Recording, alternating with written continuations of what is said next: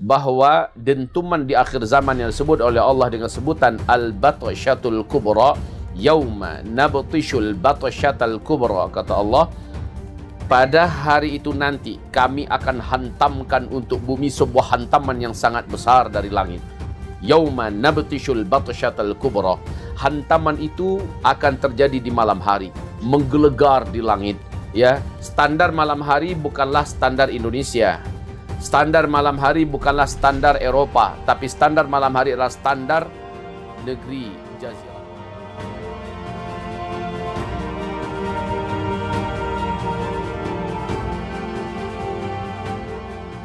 Sekarang ini Amerika sedang mengalami puncak ledakan, di mana angka kematian mereka per 24 jam beberapa hari belakangan ini sudah menembus di atas angka 2.000 orang manusia. Innalillahi wa inna ilaihi raji'un. Susul menyusul dengan beberapa negara epicentrum lainnya di negara-negara Eropa.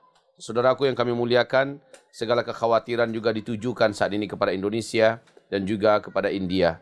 Bagaimanapun juga keadaannya, kita wajib tetap bersiap siaga dan kita wajib tetap memperketat dan memperhebat lagi hubungan kita dengan Allah Subhanahu wa taala dan kehati-hatian serta kewaspadaan kita tanpa perlu takut dan tanpa perlu cemas. Kalaupun takut ada, takut yang normal. Kalaupun cemas ada, cemas yang bisa mendatangkan kewaspadaan dan kehati-hatian, tetapi ketawakalan kita kepada Allah adalah sesuatu hal yang mutlak dan menjadi wajib dalam kondisi sekarang ini.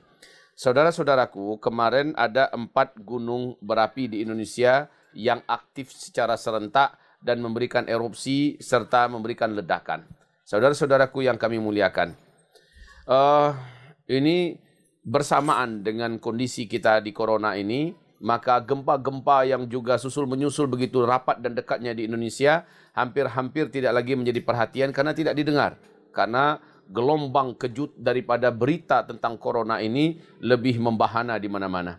Ala kulli hal, Allah Subhanahu wa taala sedang melakukan tamhis. Allah sedang saring bumi ini. Allah sedang ayak bumi ini sehingga menjadi suci dan bersih. Allah Subhanahu wa taala sedang melakukan pembersihan. Saudaraku yang kami muliakan, bagi kita sampai sekarang ini informasi berkaitan dengan dentuman apa yang sampai terdengar di Jakarta, Jabodetabek dan sampai bahkan ke Jawa Barat. Dentuman apa? BMKG pun belum bisa memberikan jawaban apa. Yang pasti itu bukan dari gunung anak Krakatau yang melakukan aktivitasnya di Selat Sunda. Nah, saudaraku, kalau begitu apa? Saya jawab, Allahu a'lam. Orang para pakar dan ahlinya saja tidak tahu, apalagi kita. Ya sudahlah, tidak usah kita berspekulasi, berandai-andai, lalu mencoba memperkirakan sesuatu yang kita sendiri tidak punya ilmunya. Tetapi kalau Anda mau tahu, saudara mau tahu, sahabat-sahabatku mau tahu, bahwa dentuman di akhir zaman yang disebut oleh Allah dengan sebutan al-batsyatul kubra, yauma nabtishul batsyatal kubra, kata Allah, pada hari itu nanti kami akan hantamkan untuk bumi sebuah hantaman yang sangat besar dari langit. Yauma nabtishul batsyatal kubra. Hantaman itu akan terjadi di malam hari, menggelegar di langit. Ya, standar malam hari bukanlah standar Indonesia. Standar malam hari bukanlah standar Eropa, tapi standar malam hari adalah standar negeri Jazirah Arabia. Di malam hari di sana. Silakan kita perbandingkan saja dengan kita. Kita ada perbedaan 4 jam dengan mereka. Terjadi hantaman besar. Nah, hantaman itu nanti akan didengarkan oleh orang seluruh Jazirah Arabiah, dan kalau seandainya media ini masih bisa memberitakan, maka seluruh media dunia akan ikut memberitakan. Hantaman besar. Dan pada saat itu, wahai saudaraku, kita ada 2 hantaman besar ya. Satu hantaman besar menuju tanda-tanda besar kiamat, ada satu hantaman besar kepada kiamat. Kiamat itu sendiri. Jadi, saudara-saudaraku yang kami muliakan, pada hari hantaman terjadinya kiamat, anak kecil, bahkan anak bayi pun ditinggalkan oleh ibunya yang sedang menyusukannya. Anak-anak kecil yang masih usia 2 tahun, 3 tahun pun langsung beruban saking dahsyatnya hantaman itu. Tetapi hantaman menuju tanda-tanda besar kiamat tidak demikian. Hantaman itu akan menimbulkan dukhan. Akan menimbulkan bumi gelap gulita 40 hari 40 malam. karena hantaman tersebut akan menabrak bumi, kemudian menjadikan bumi ini gelap gulita karena partikel-partikel bumi membumbung ke angkasa dan menutupi bumi dengan sangat cepat. Saudara-saudaraku yang kami muliakan, saat itu manusia memang benar-benar seperti di dalam perut ikan. Kondisi Nabi Yunus terulang kepada manusia. Hanya saja bagi orang-orang beriman, kondisi Nabi Yunus tersebut tentu saja perlu dihidupkan kembali. Bagaimana kiat dan cara Nabi Yunus yang diceritakan oleh Rasulullah SAW, diabadikan oleh Allah di dalam Al-Quran, tentang bagaimana cara amalan dan kiat-kiat Nabi Yunus sehingga dia selamat melewati 40 hari 40 malam di dalam perut ikan tersebut. Walaupun hamba-hamba Allah, ada pendapat para ahli tafsir yang mengatakan lamanya Nabi Yunus dalam perut ikan itu adalah 1 minggu. Ada yang mengatakan 12 hari, ada yang mengatakan 20 hari, dan ada yang mengatakan 40 hari. Lamanya Nabi Yunus dalam perut ikan itu kita serahkan ilmu pastinya kepada Allah. Tetapi 1 menit saja kita tidak menemukan udara untuk kita hirup. 1 jam saja kita tidak bisa bernafas. Saya bertanya, mampu tidak kita melanjutkan hidup ini? Jawabannya cepat saja. Tidak, pasti mati. Tidak ada oksigen. Bagaimana kita akan bisa melanjutkan hidup tanpa nafas yang bisa kita bernafas dengannya? Tidak ada makanan mungkin bisa kita bertahan untuk beberapa hari atau beberapa minggu.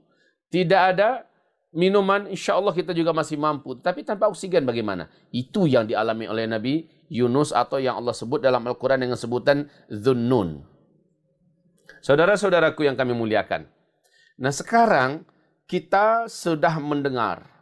Kita membaca ayat-ayat Al-Quran. Pengabadian Allah tentang kisah Dhunnun atau Nabi Yunus ini. Dan kita mendengarkan dalam hadis sahih Imam Muslim dari Rasulullah SAW bahwa siapapun yang hidupnya ditimpa oleh bencana yang mengerikan yang bisa menyebabkan kematiannya, yang bisa menyebabkan kehancurannya, yang bisa membinasakan segala-galanya, datang kepadanya bencana tersebut. Lalu dia berdoa kepada Allah dengan doanya Dhunnun, dengan doanya Nabi Allah Yunus dalam perut ikan.